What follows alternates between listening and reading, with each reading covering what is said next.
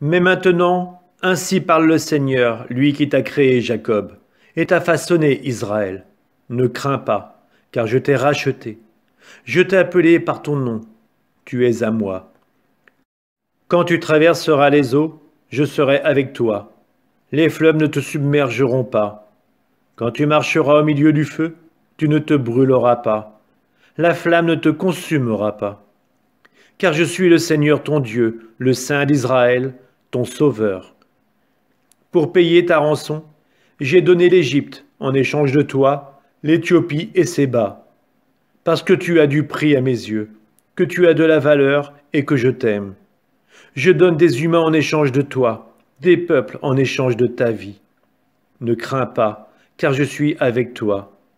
Je ferai revenir ta descendance de l'Orient.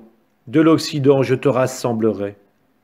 Je dirai au nord, donne, et au midi, ne retiens pas, fais revenir mes fils du pays lointain, mes filles des extrémités de la terre, tous ceux qui se réclament de mon nom, ceux que j'ai créés, façonnés pour ma gloire, ceux que j'ai faits.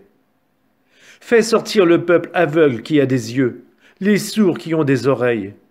Toutes les nations sont rassemblées, les peuples sont réunis.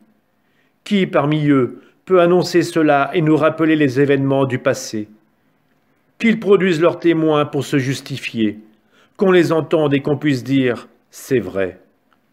Vous êtes mes témoins, oracle du Seigneur. Vous êtes mon serviteur, celui que j'ai choisi pour que vous sachiez, que vous croyiez en moi et compreniez que moi, je suis. Avant moi, aucun Dieu n'a été façonné, et après moi, il n'y en aura pas. C'est moi, oui, c'est moi qui suis le Seigneur. En dehors de moi, pas de sauveur. C'est moi qui annonce, qui sauve et qui proclame, et non un Dieu étranger parmi vous. Vous êtes mes témoins, oracle du Seigneur. Et moi, je suis Dieu. Oui, depuis toujours, moi, je suis. Personne ne délivre de ma main. Ce que je fais, qui s'y opposera? Ainsi parle le Seigneur, votre Rédempteur, le Saint d'Israël. En votre faveur, j'envoie une expédition à Babylone. Je fais tomber tous les verrous, et les vaisseaux des Chaldéens retentissent de leurs cris. Je suis le Seigneur, votre Dieu saint, le Créateur d'Israël, votre roi. Ainsi parle le Seigneur, lui qui fit un chemin de la mer, un sentier dans les eaux puissantes, lui qui a mis en campagne des chars et des chevaux, des troupes et de puissants guerriers. Les voilà tous couchés pour ne plus se relever. Ils se sont éteints, consumés comme une mèche. Le Seigneur dit, « Ne faites plus mémoire des événements passés, ne songez plus aux choses d'autrefois. Voici que je fais une chose nouvelle. Elle germe déjà. Ne la voyez-vous pas? Oui, je vais faire passer un chemin dans le désert, des fleuves dans les lieux arides. Les bêtes sauvages me rendront gloire, les chacals et les autruches, parce que j'aurai fait couler de l'eau dans le désert, des fleuves dans les lieux arides, pour désaltérer mon peuple, celui que j'ai choisi. Ce peuple que je me suis façonné redira ma louange.